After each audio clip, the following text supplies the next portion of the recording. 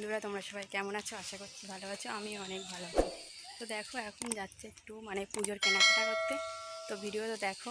ওকে, কী কী কিনি তোমাদের সঙ্গে অবশ্যই শেয়ার করব। তো ভিডিওটা দেখতে থাকো। তো বাজারের ভেতরটা দেখো কত পরিমাণ ভিড় হয়েছে, আর জিনিসপত্রগুলো দেখো কেমন লাগে। ঠিক আছে, ভিডিওটা দেখতে থাকো। লাল সাদা পাড়ের এই শাড়িগুলো দেখো কি সুন্দর লাগছে, পুজোতে এবার নতুন উঠেছে।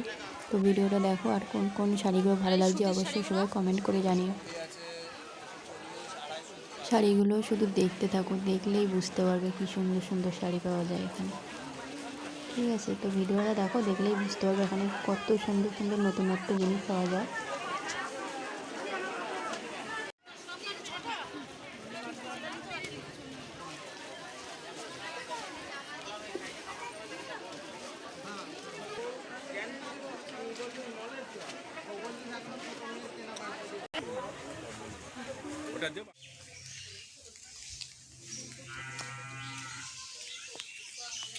তো বন্ধুরা, কিছু জিনিস কিনেছি, এখনও অনেক কিছু বাকি আছে।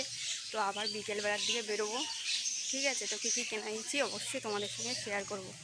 দেখো, হেঁটে হেঁটে এখন বাড়ি চলে যাচ্ছি। আমি যেখানে থাকি সেখান থেকে বেশি দূরে না বাজারটা, তাই তাড়াতাড়ি চলে এলাম। আবার সন্ধ্যেবেলা যাব। ওকে।